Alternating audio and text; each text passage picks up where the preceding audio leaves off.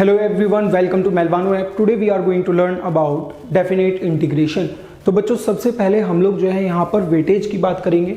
Weightage जो है हम लोग इंडेफिनिट इंटीग्रेशन वाले चैप्टर में भी हमने देखा था। लाइक इंटीग्रल कैलकुलस का जो वेटेज था वो ओवरऑल बैठता है 2 चैप्टर्स में मेनली हमारे बनते हैं और जेई मेंस में लगभग 3 क्वेश्चंस आते हैं और जेई एडवांस में लगभग 8 क्वेश्चंस इन 2 चैप्टर्स से बनते हैं। तो आप समझ सकते हो इन दोनों चैप्टर्स की क्या इंपॉर्टेंस है।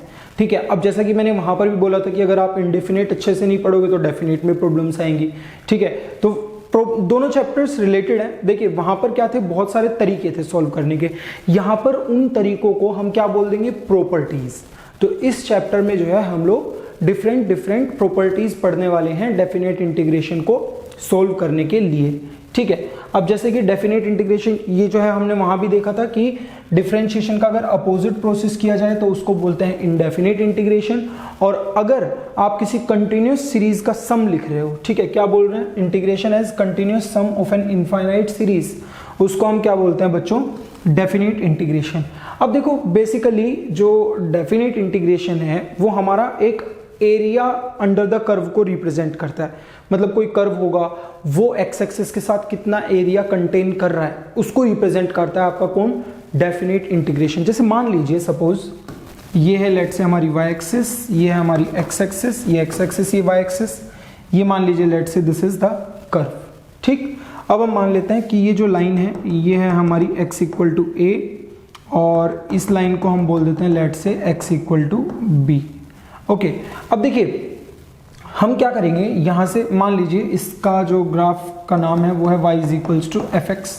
ये लेट से एफ एक्स का ग्राफ है। अब हमें क्या करना है, हमें बोला जा रहा है कि एफ एक्स का आप इंटीग्रेशन करिए x के रेस्पेक्ट में और x की जो वैल्यूज है वो a से b तक वेरी करेगी। देखिए a से b तक ये a है, ये b है। इसको बोलते हैं बच्चों, जो नीचे लिखा हुआ है इसको हम बोलते हैं यहाँ पर लोअर लिमिट। क्या बोलते हैं इसको, लोअर लिमिट। जो ऊपर लिखा है उसको क्या बोलते हैं यहाँ पर, अपर लिमिट। तो लोअर लिमिट और अपर लिमिट इनको कहा जाता है।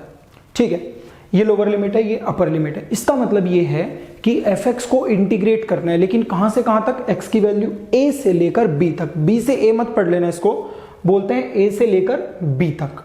ठीक है, ये होता है हमारा डेफिनेट इंटीग्रेशन। अब ये रिप्रेजेंट क्या करता है, ये रिप्रेजेंट करता है ये x इक्वल टू ए से लेकर x इक्वल टू बी तक का ये पूरा एरिया। मतलब जो आप ये एरिया पूरा देख रहे हो इस एरिया को रिप्रेजेंट करता है। ठीक है, ये इंटीग्रेशन। अब देखो इस एरिया को एक दूसरे नजरिए से मैं आपको दिखाता हूं, समझना।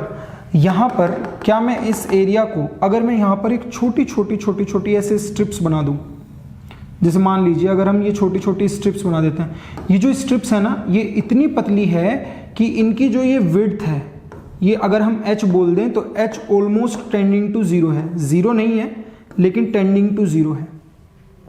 ठीक, तो ये जो विड्थ है, अब देखिए आप कितनी सारी छोटी विड्थ है। एक ये रही, फिर एक ये रही, ठीक है, ऐसे ही एक ये रही यहाँ पर बीच में, फिर एक यहाँ पर ये रही, फिर एक ये रही।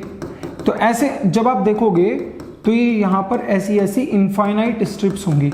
जब आप इन सब के एरियाज को जोड़ोगे, आप इन छोटे एरियाज को जब जोड़ोगे तब आप ध्यान से देखो क्या बन रहा है, यहाँ पर एक ये पूरा एरिया निकल के आ रहा है। इसका मतलब ये एक डेफिनेट इंटीग्रल ही निकल के आ रहा है। तो इसीलिए हम यहाँ पर बोलते हैं कि जो डेफिनेट इंटीग्रेशन रिप्रेजेंट करता है वो क्या रिप्रेजेंट करता है, एक continuous sum of an infinite series. क्योंकि यहाँ पर इस तरह के आप इनफाइनाइट स्ट्रिप्स बना सकते हो और उन इनफाइनाइट स्ट्रिप्स का जो सम होगा वो ये डेफिनेट इंटीग्रेशन रिप्रेजेंट करेगा। तो इस तरीके से जो है बच्चों यहाँ पर हम लोग इस चीज को बहुत अच्छे से समझ सकते हैं कि डेफिनेट इंटीग्रेशन क्या रिप्रेजेंट करता है और क्यों रिप्रेजेंट करता है। ठीक है, अब इसी के साथ हम आगे आने वाले लेक्चर्स में डेफिनेट इंटीग्रेशन को सॉल्व करने के तरीके देखने वाले हैं। ठीक है, so this is all about introduction. I hope you did follow this lecture. See you in the next one. Thank you.